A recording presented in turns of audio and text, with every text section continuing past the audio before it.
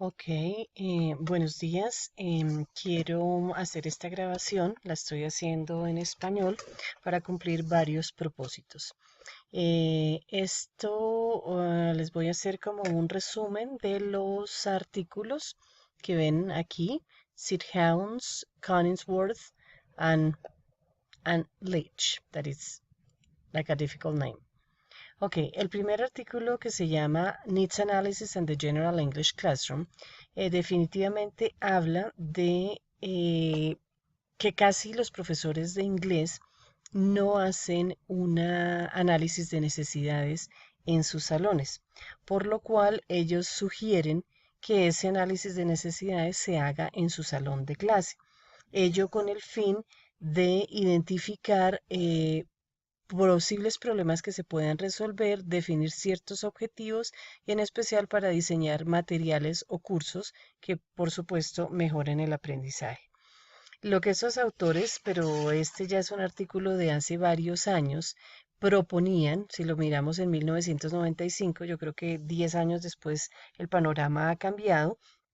10 años, en esta época ellos decían que era muy poco lo que se encontraba sobre la planeación de un análisis de necesidades. Luego encuentran ellos que a veces el análisis de necesidades se puede hacer, pero que uno de los problemas más grandes que se encuentran es la interpretación, es decir, el investigador recoge datos y luego no sabe cómo entender esa investigación. Es lo que podría pasar en cualquier colegio o universidad donde nosotros queramos hacer un diagnóstico y después no sabemos leer qué exactamente es lo que necesitan nuestros estudiantes. Mm, ¿Qué más es importante acá? Ah, Déjenme ver. En el siguiente, claro, ellos hablan del tipo de necesidades que uno podría descubrir en un análisis de necesidades. Recordemos que para nuestro caso, las necesidades pueden ser lingüísticas, pueden ser psicológicas, pueden ser sociales, pueden ser afectivas, de contexto. Entonces, todo eso podría uno mirar en un análisis de necesidades, siempre y cuando uno quiera en verdad buscar un problema real que tengan nuestros estudiantes. A ver qué otra cosa. Bueno, para los que son definitivamente profesores, pues esto nos ayuda porque pues menciona el artículo que de ello nos hará definir pues, los propósitos, el tipo de material que se está usando en un curso y demás. Encontré también interesante el asunto relacionado con materiales. Este está relacionado con cómo desarrollar materiales, es la autenticidad de los materiales. Y aquí más o menos definen que la autenticidad de materiales no necesariamente quiere decir que sea material que se usa en Estados Unidos y demás para usar en los salones. Por eso ellos hablan de Learners Authenticity, que básicamente implica que cualquier material que sea, digamos, significativo para los estudiantes, que en verdad les aporte a ellos. En casos siguientes, ellos dan un ejemplo de un curso en los cuales los estudiantes querían aprender de turismo, perdón, de turismo, y que por ende los profesores decidieron usar cierto material que les enseñó a los estudiantes sobre cosas de turismo y no necesariamente el material que uno podría decir como auténtico o no. Creería yo que esto es como lo clave y lo relacionado con investigación. Y aquí en la parte de conclusión, mm, ok, aquí en la parte de conclusión me pareció interesante que dice el cuestionario, el que ellos aplicaron en la investigación, sugirió que los aprendices tenían una clara idea de sus propias necesidades y deseos.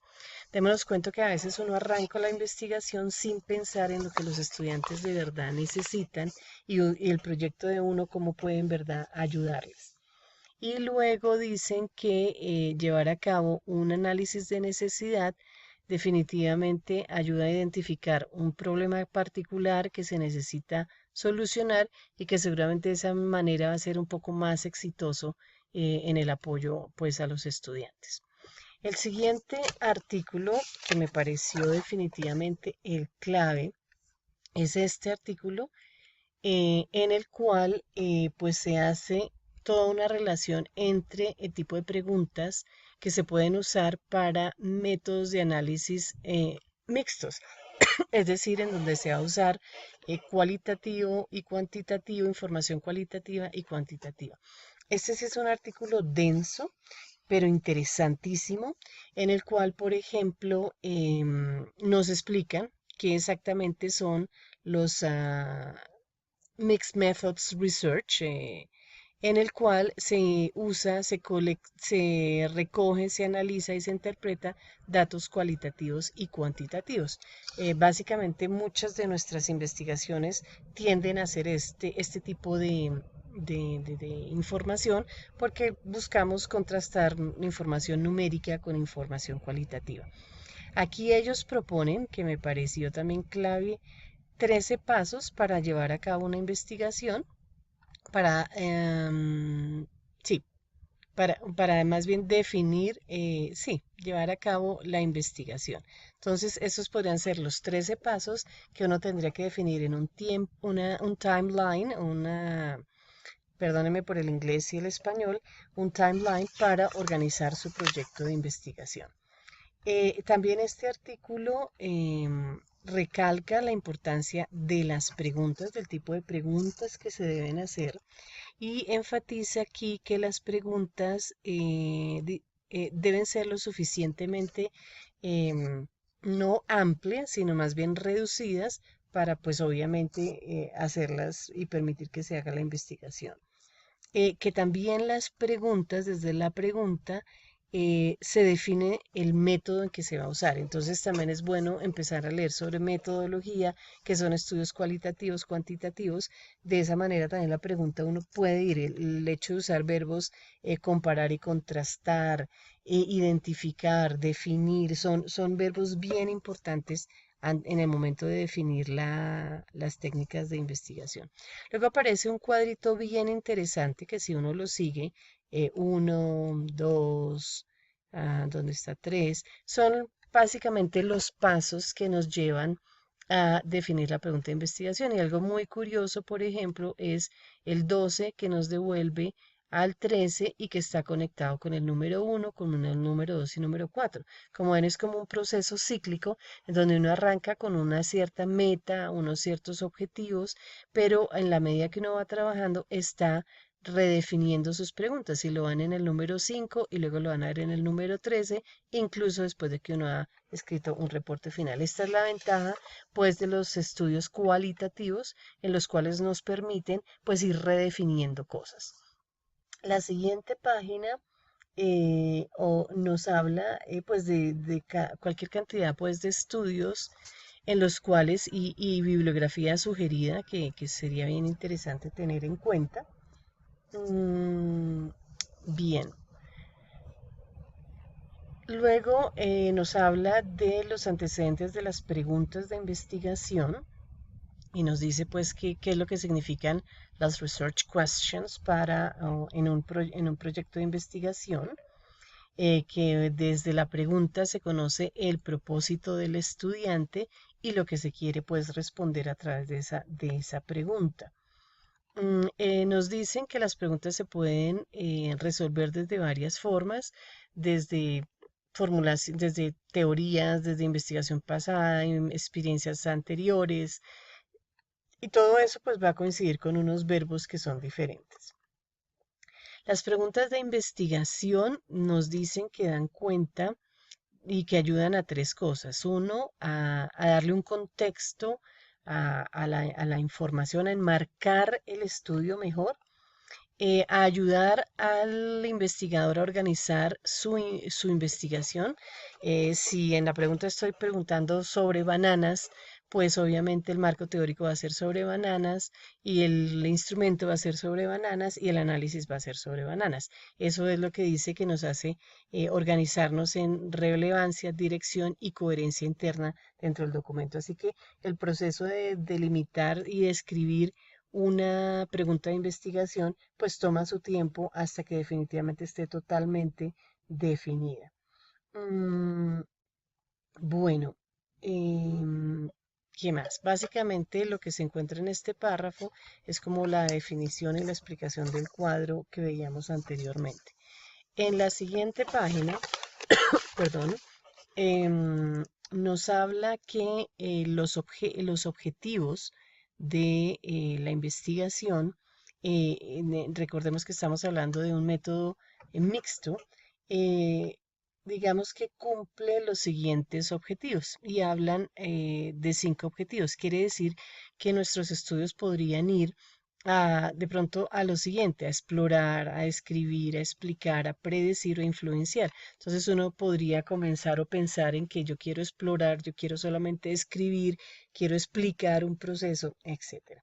Luego vienen, si ustedes miran, qué significa cada uno de ellos, description, explanation, prediction. Entonces ahí pues se va a encontrar. Luego nos habla de cómo se determinan los objetivos y lo interesante del asunto es que pues hay que tener como todo el foco de que es una investigación de carácter mixto, por tanto va a tener varios elementos, que los participantes son bien importantes en este proceso, la importancia de los instrumentos, la importancia de, esto se llama integrity, lo que quiere decir de, o sea, sacar información válida y obviamente digamos, los contenidos o los significados o los resultados que se sacan de un tipo de investigación de este tipo. ¿Qué más encontramos aquí en este paper? Permítanme. Ay, no. Listo. Siguiendo con el documento, entonces nos va dando toda una aproximación a lo que significan y a cómo se deben hacer este tipo de preguntas. Luego ellos nos van a dar unas posibilidades que uno puede tener cuando haga preguntas cuantitativas que describen, comparan o muestran la relación, eso quiere decir, y nos dan unos ejemplos de preguntas que serían más de carácter cuantitativo que cualitativo. Entonces, este cuadro, por ejemplo, también es bien importante porque nos está describiendo ejemplos de cómo se hacen ese tipo de preguntas. Luego vienen las preguntas cualitativas y nos hablan que usualmente tienden a ser con preguntas abiertas, que dan como más gap, por eso se llama investigación cualitativa o preguntas cualitativas, y nos empieza a dar unos ejemplos sobre ese tipo de posibles preguntas que uno podría abrir.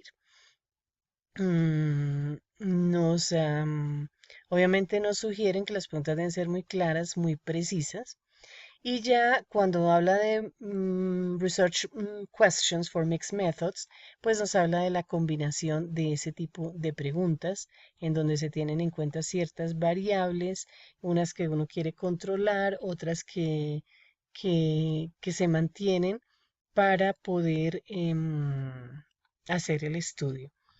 Ya el documento se vuelve más extenso en donde habla tipos de investigación comparativas, por ejemplo, que de una vez están marcando el diseño de investigación. Entonces, cuando leamos artículos, estemos bien pendientes del tipo de pregunta, el tipo de objetivos y el tipo de método que usaron para ver si lo queremos imitar. Entonces, este, por ejemplo, es un estudio comparativo, este es un estudio experimental. em, Estudio comparativo de nuevo, entonces nos dan los ejemplos en los cuales uno ve la comparación clarísima y ya se me va a acabar el tiempo.